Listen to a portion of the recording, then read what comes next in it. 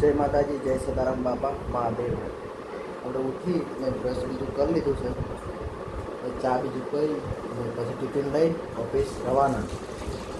આજનો કાલનો દિવસ છીએ, પછી ફેર પાછા ગમરે. અને આજ રાતે છે ને જાનુ સાથે બિચારી જાણે બહુ ખતરનાક ઘટના ઘટી. જાનુ બિચારી સેટીમાંથી નીચે પડી ગઈ રાતે ઊંઘમાં. એ વાંચો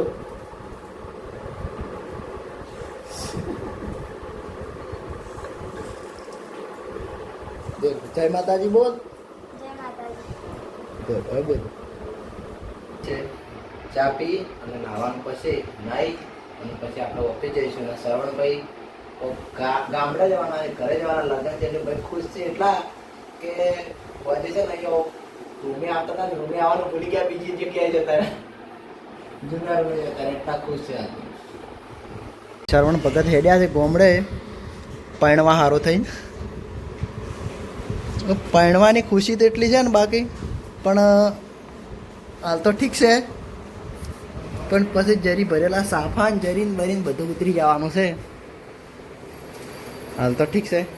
શ્રવણ ભગત ઓય બાય. હાર જોડો હું આવું પ્રમદાડા હો. નાઈ લીધું, નાઈ તૈયાર થઈ ગયા, પણ છે ને માતાજીને દીવાબત્તી કરી, માતાજીને દીવાબત્તી કરી નીકળીએ. ટિફિન રેડી છે, ટિફિન તૈયાર છે, પણ આમાં શ્રવણને મૂકવા ગયા છે તો એ આવે એમની રાહ જોવી પડશે. શું કહે જાનું બિચારી એટલું કરી ના રહી શકે. હા એટલું ના રહી શકે, એ આવે એટલે આપણે નીકળીએ, જોઈએ થોડી વાર દીવાબત્તી કરી દઈએ અને પછી ઓફિસ. ઓફિસ નીકળી ગયા છે, ઓફિસ જઈએ. ચલો જાનું બાય.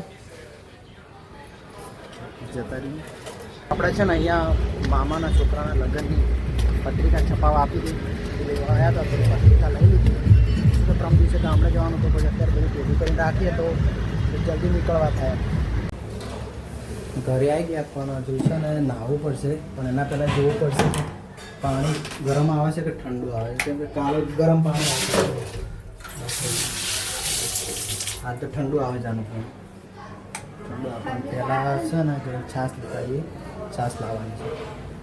છાશ લઈને આવો જાનું. તાર શું કહું શું કોઈ લાવું તારે?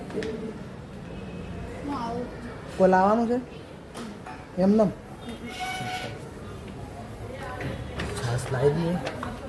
છાશ લઈને પછી ખાવાનું ખાઈ લઈએ. ખાવાનું રેડી છે, ખાલી છાશ જ લાવવાની, પણ પેલા નાહવું પડશે. નહીં હેડ નહીં પછી જમશું. છાશ લઈ લીધી છે, એમાં જાનુભાઈ જાય છે આગળ આગળ છાશ લઈ લીધી.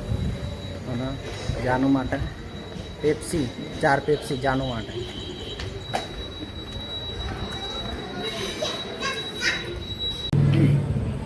આપણે છે ને ખાઈ તો લીધું અને ખાઈને હવે જવાનું છે સિવિલ, અસરવા સિવિલ જવાનું છે.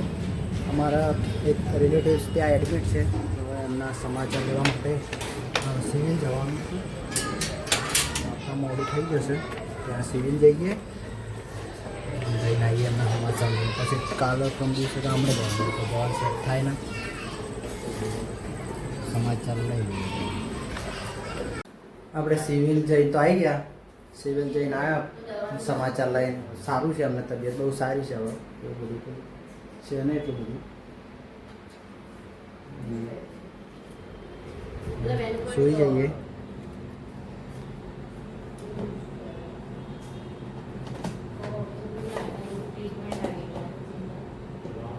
સિવિલ જઈને ત્યાં 2-3 કલાક જેવા બેઠા.